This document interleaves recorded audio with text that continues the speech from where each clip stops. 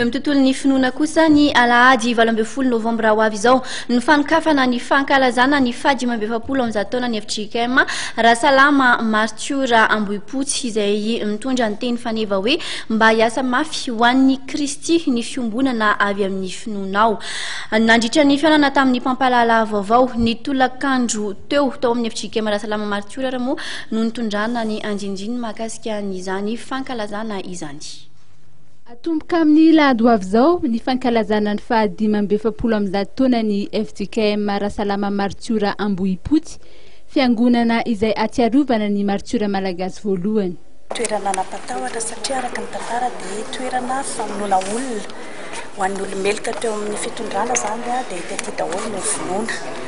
Ary dia anisan'izany zany Rahasalama Martiora rehefa tsy mety miala teo amin'ny fivavahana izy zany tamin'ny taona 5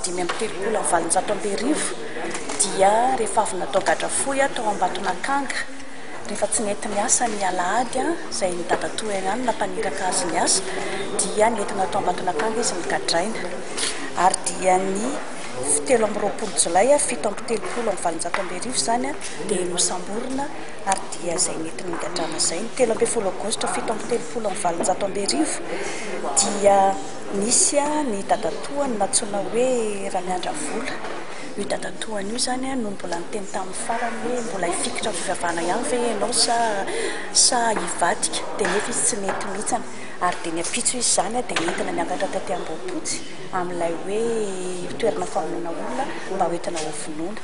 Raha ny fanamariana izay noentiny mpitandrina Razavindrakoto Asinarivo nandritry ny fihaonana tamin'ny mpampalala vaovao androany dia miavaka ny fiangonana FJKM Rahasalama Martiora Ambohipotsy ara-tantara satria dia teto no nanehoana voalohany ny fiara-miasan'ny fanjakana sy ny fiangonana. Dara-potoana indray zany amin'ny alahady izao ny teny faneva moa dia hoe mba hiasa mafy ho an'ny Kristy ny fiombonana avy amin'ny finoana ao satria fiombonana zany no tianay ho avotra andritra ty fankalazana ity. Dia fotoana izay iarahanay amin'ny synodam-paritany Antananarivo Atsimo ka ny président synodal zany no aveto. Ao anatin'io fankalazana io zany dia isy ny fotoana manokana ho an'ny zokiolona rehetra zany satria fifaliana lehibe zany hoe nahatratra ny 5 amizao taona zany. Dia isy rehefa avy eo rakim-piombonana izay natao indrindra moa hoe fisaoran'Andriamanitra fa nahatratra zany fotoan-dehibe izany. Dia isy rehefa avy eo ny fandraisana fanasan'ny tompo. Dia rehefa avy eo dia isy ny fampiratiana ny tantaran'ny fiangonana an-tsoratra sy an-tsary.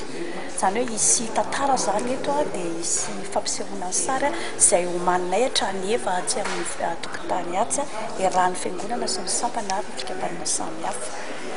Fa ao anatin'izay ihany koa zany ankoatra ny lahady izao ny akaiky indrindra dia ny amin'ny 1er Desambra zany dia isy anina fiderana lehibe ataonay any amin'ny CCI Vato iarahanay amin'ny TGC Rijaramanatoanina ary Fafao Malio. Ny fiangonana Tranovato amin'ny endriny hita ankehitriny dia notokanana tamin'ny talata 17 Novambra 2025. Tamin'izany dia ny mpanjakavavy Ranavalona faharoa sy ny praiminisitra Rainonayarivony no nitokana izany. Maro ireo hetsika tafiditra ao anatin'ny fankalazana ny faha 5 amizao taona ny fiangonana. Vakim-pirenena ihany koa ity toerana ity raha ny fantatra ary dia maro ireo mpizahatany no tonga mitsidika ity fiangonana ity izay miavaka amin'ny endriny sy ny fomba nanamboarana azy.